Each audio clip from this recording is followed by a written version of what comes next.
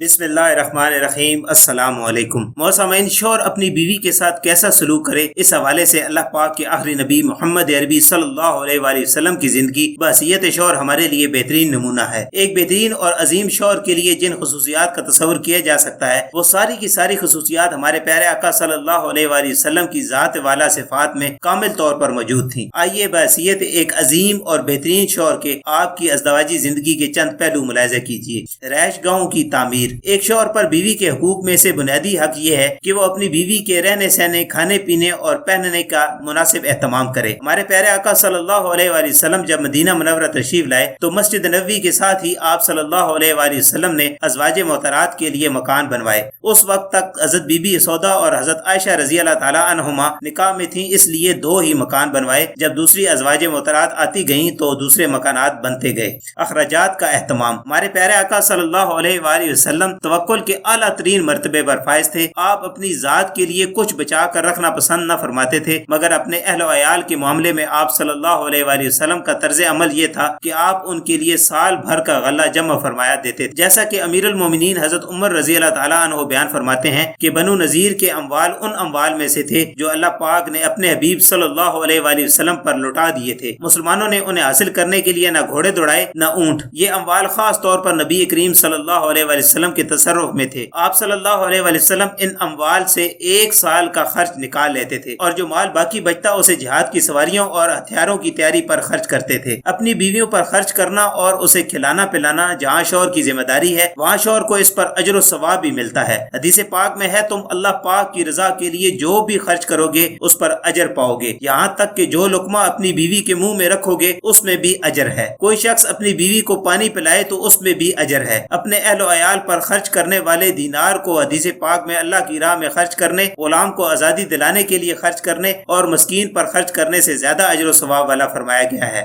محبت و الفت۔ اسلام سے قبل عورتوں کو ہمیشہ نفرت و حقارت کی نظر سے دیکھا جاتا تھا، اس کی کوئی قدر و اہمیت نہ تھی۔ اسلام نے عورت کو اس کا حقیقی مقام دے کر عزت و عظمت سے نوازا اور اس کی قدر و منزلت میں اضافہ کرتے ہوئے اسے بہترین متاع قرار دیا۔ چنانچہ حدیث پاک میں ہے کہ دنیا متاع یعنی قابل استفادہ چیز ہے اور دنیا کی بہترین متاع نیک عورت یعنی بیوی ہے۔ آپ صلی اللہ علیہ وسلم اپنے ازواج پاک سے محبت فرماتے اور اس کا اظہار بھی فرماتے۔ چنانچہ حضرت خدیجہ رضی اللہ تعالیٰ عنہا کے بارے میں فرمایا مجھے ان کی محبت عطا فرمائی گئی ہے۔ آپ صلی اللہ علیہ وسلم کا اپنی ازواج سے محبت و الفت کا یہ عالم تھا کہ ان کے ساتھ مل کر کھانا تناول فرماتے اور کسی بھی حال میں انہیں احساس کمتری کا شکار نہ ہونے دیتے۔ اس بات کا اندازہ اس حدیث مبارکہ سے کیجیے کہ ام المومنین حضرت عائشہ صدیقہ رضی اللہ تعالیٰ عنہ فرماتی ہیں کہ مخصوص ایام میں پانی پیتی پھر حضور اکرم صلی اللہ علیہ وآلہ وسلم کو دے دیتی تو جس جگہ میرا منہ لگا تھا حضور صلی اللہ علیہ وآلہ وسلم وہیں دہن مبارک رکھ کر پیتے اور مخصوص ایام میں ہڈی سے گوشت نوچ کر کھاتی پھر آپ کو دے دیتی تو آپ اپنا دہن مبارک اس جگہ رکھتے جہاں میرا منہ لگا تھا۔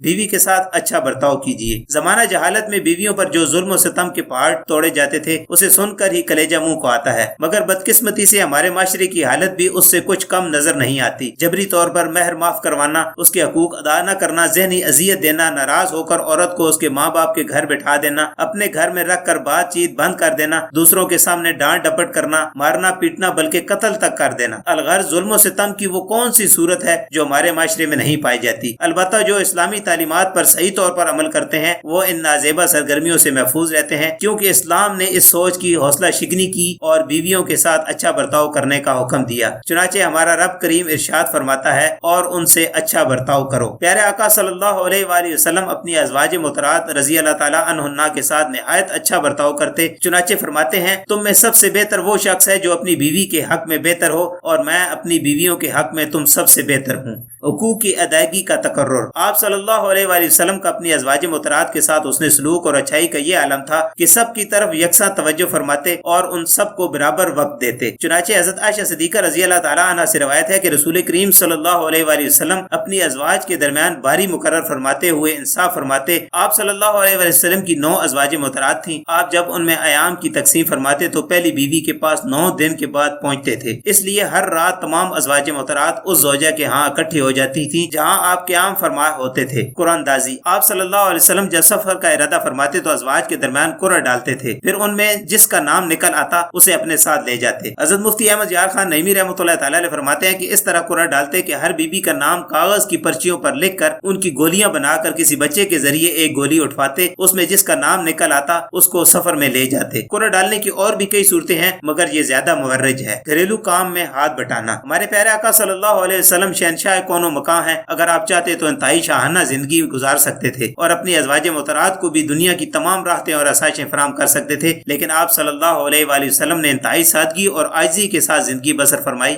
آپ کی عاجزی کا یہ عالم تھا کہ گھریلو کام کاج میں اپنی ازواج کے ساتھ ہاتھ بٹاتے۔ ام المومنین حضرت عائشہ صدیقہ رضی اللہ تعالیٰ عنہا سے پوچھا گیا کہ رسول کریم صلی اللہ علیہ وآلہ وسلم گھر میں کیا کام کرتے تھے، تو آپ نے فرمایا کہ رسول کریم صلی اللہ علیہ وآلہ وسلم اپنے گھر کے کام کاج میں مشغول رہتے تھے، پھر جب نماز کا وقت آ جاتا تو نماز کے لیے تشریف لے جاتے تھے۔ سیرت مبارکہ کے اس پہلو سے معلوم ہوا کہ شوہر گھریلو کام کاج میں اپنی بیوی کے ساتھ تعاون کرتے ہوئے اس کا ہاتھ بٹائے تو یہ کوئی بری بات نہیں اور نہ ہی عیب والی بات ہے، بلکہ پیارے آقا صلی اللہ علیہ وآلہ وسلم سے ثابت ہے، مگر بدقسمتی سے ہمارے معاشرے میں اسے اچھا نہیں سمجھا جاتا، بلکہ اگر کوئی مرد گھر کے کام کاج میں بیوی کی دلجوئی کرتے ہوئے اس کا ہاتھ بٹائے تو اسے زن مرید، جورو کا غلام اور نہ جانے کیا کیا نام دیے جاتے ہیں۔ بعض لوگوں کا مزاج ہی بیوی پر حکم چلانے کا ہوتا ہے، وہ خود اٹھ کر پانی بھی نہیں پیتے، حالانکہ پانی پینے میں وقت ہی کتنا لگتا ہے۔ بیوی کو بھی اللہ پاک کی مخلوق سمجھ کر اس پر رحم کرنا چاہیے اور کبھی کبھی آرڈر دینے کے بجائے اسے بھی پانی پلا دینا چاہیے۔ حضرت سیدنا ارباز بن ساریہ رضی اللہ تعالیٰ عنہ فرماتے ہیں کہ میں نے رسول کریم صلی اللہ علیہ وآلہ وسلم کو فرماتے ہوئے سنا، جب کوئی شخص اپنی بیوی کو پانی پلاتا ہے تو اسے اس کا اجر دیا جاتا ہے۔ تو میں اپنی بیوی کے پاس آیا اور اسے پانی پلایا اور جو کچھ میں نے رسول کریم صلی اللہ علیہ وآلہ وسلم سے سنا تھا اسے بھی سنایا۔ بہرحال لوگوں کی باتوں پر توجہ دینے کی بجائے اللہ پاک کی رضا پانے اور ثواب کمانے کی نیت سے گھر کے کام کاج میں بیوی کا ہاتھ بٹانے سے نہ صرف بیوی کی دل میں محبت بڑھے گی بلکہ گھر بھی امن کا گہوارہ بن جائے گا۔ ہمارے پیارے آقا صلی اللہ علیہ وسلم جس طرح اپنے صحابہ کرام رضی اللہ تعالیٰ عنہم کے ساتھ خوش طبعی فرماتے اور مسکراتے تھے، ایسے ہی اپنے گھر والوں کے ساتھ بھی پیش آتے اور آپ صلی اللہ علیہ وآلہ وسلم کے مزاج میں حق بات کے سوا کچھ نہ ہوتا۔ حضرت سیدنا انس رضی اللہ تعالیٰ عنہ فرماتے ہیں کہ حضور کریم صلی اللہ علیہ وسلم لوگوں میں سب سے بڑھ کر اپنی ازواج کے ساتھ خوش طبع تھے۔ پردے کا حکم۔ اس بات میں کوئی شک نہیں کہ حضور اکرم صلی اللہ علیہ وآلہ وسلم کا مقدس زمانہ نہایت ہی خیر و برکت والا زمانہ تھا اور ازواج محترمات یقیناً امت کی مائیں ہیں، کوئی بھی شخص ان کے بارے میں اپنی دل میں برا خیال لانے کا تصور بھی نہیں کر سکتا۔ اس کے باوجود آپ صلی اللہ علیہ وآلہ وسلم ازواج محترمات کو پردہ کرنے کی تاکید فرماتے۔ ام المومنین حضرت ام سلمہ رضی اللہ تعالیٰ عنہ سے روایت ہے کہ وہ اور ام المومنین حضرت میمونہ رضی اللہ تعالیٰ عنہ رسول کریم صلی اللہ علیہ وآلہ وسلم کے پاس حاضر تھیں۔ اسی دوران حضرت عبداللہ بن ام مکتوم رضی اللہ تعالیٰ عنہ بارگاہ رسالت میں حاضر ہوئے، چونکہ اس وقت پردے کا حکم نازل ہو چکا تھا، چنانچہ آپ صلی اللہ علیہ وآلہ وسلم نے ارشاد فرمایا تم دونوں ان سے پردہ کر لو۔ حضرت ام سلمہ رضی اللہ تعالیٰ عنہا فرماتی ہیں کہ میں نے عرض کی یا رسول اللہ صلی اللہ علیہ وآلہ وسلم یہ تو نابینا ہیں، نہ تو ہمیں دیکھ سکتے ہیں اور نہ ہی پہچان سکتے ہیں۔ رسول کریم صلی اللہ علیہ وآلہ وسلم نے ارشاد فرمایا کیا تم دونوں بھی نابینا ہو؟ کیا تم دونوں انہیں دیکھ نہیں رہی ہو؟ ازواج کو سلام کرنا۔ آپ صلی اللہ علیہ وآلہ وسلم کی عادت کریمہ تھی کہ جس طرح آپ گھر سے باہر بچوں بڑوں سبھی کو سلام کرتے اور سلام کرنے میں پہل فرماتے، اسی طرح جب آپ گھر میں تشریف لاتے تو اپنی ازواج کو سلام فرماتے، ان کے لیے دعا خیر فرماتے اور ان کے مزاج پرسی بھی فرماتے۔ سیرت مبارکہ کے اس پہلو سے معلوم ہوا کہ آدمی جب اپنے گھر میں داخل ہو تو بیوی کو سلام کرے۔ افسوس آج کل میاں بیوی کے آپس میں اتنے گہرے تعلقات ہوتے ہوئے بھی سلام جیسے عمدہ اخلاق سے محرومی دیکھنے کو ملتی ہے۔ حالانکہ سلام جس کو کیا جاتا ہے اس کے لیے سلامتی کی دعا ہے، اس سے روزی میں برکت ہوتی ہے اور گھر میں لڑائی جھگڑا بھی نہیں ہوتا۔ چنانچہ حضرت مفتی احمد یار خان نعیمی رحمۃ اللہ تعالی علیہ فرماتے ہیں کہ گھر میں داخل ہوتے وقت بسم اللہ الرحمن الرحیم پڑھ کر پہلے سیدھا قدم دروازے میں داخل کریں، پھر گھر والوں کو سلام کرتے ہوئے گھر میں اندر داخل ہوں۔ اگر گھر میں کوئی نہ ہو تو السلام علیکہ ایھا النبی ورحمۃ اللہ وبرکاتہ کہیں۔ بعض بزرگوں کو دیکھا گیا ہے کہ دن کی ابتدا میں جب پہلی بار گھر میں داخل ہوتے ہیں تو بسم اللہ الرحمن الرحیم اور قل ھو اللہ احد شریف پڑھ لیتے ہیں کہ اس سے گھر میں اتفاق بھی رہتا ہے اور روزی میں برکت بھی۔ عبادت کے لیے جگانا۔